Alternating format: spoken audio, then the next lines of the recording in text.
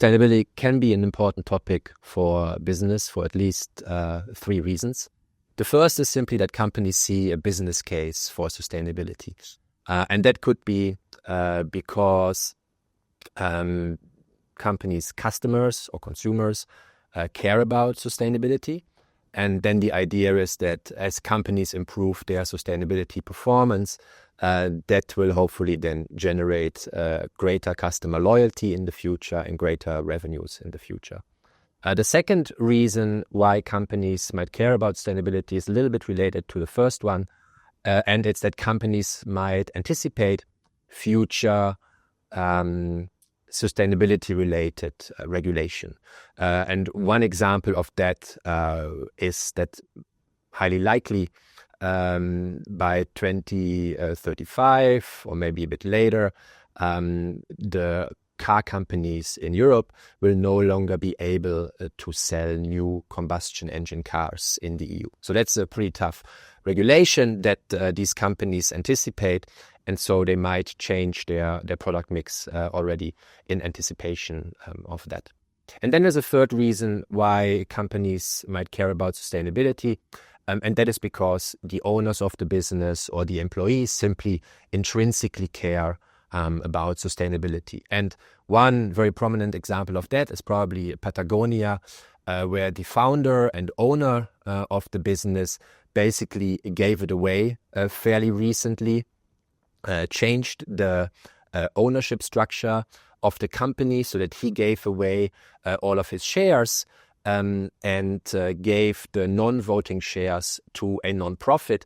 And the dividends that this non-profit will receive from these shares, it is committed to use to fight climate change. So that's a very, I think, strong example of a company that cares intrinsically about sustainability.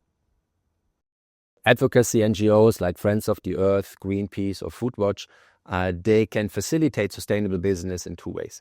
The first one is that they can monitor companies' sustainability-related activities and publicly shame those firms that they think, for example, mistreat the environment, employees or other stakeholder groups. Some NGOs go so far as to sue the companies that they think are not behaving well. So, for example, Greenpeace, Friends of the Earth, and other NGOs collectively sued Shell for its climate transition plan being not ambitious enough. The second way that NGOs can help business to become more sustainable is to act as a sort of expert advisor. So one example of that is Greenpeace collaborating with Nike to reduce Amazon rainforest deforestation. So what they did was they devised a policy which required Nike suppliers of leather to commit that they would not provide Nike with leather that was taken from cattle that was grown in the Amazon rainforest.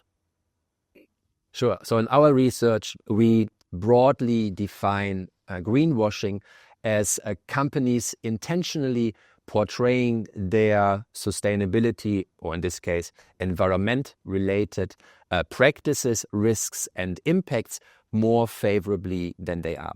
One example of this would be companies proudly advertising so-called false solutions, for example, claiming that they are planting trees to reduce their environmental footprint. That's just not going to work.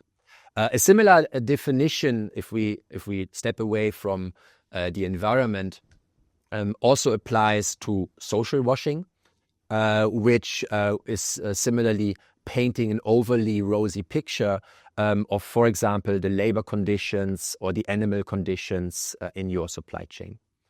One example is making factually incorrect claims about the company's products, for example, claiming that a food product is 100% natural while it actually contains traces of pesticides or herbicides.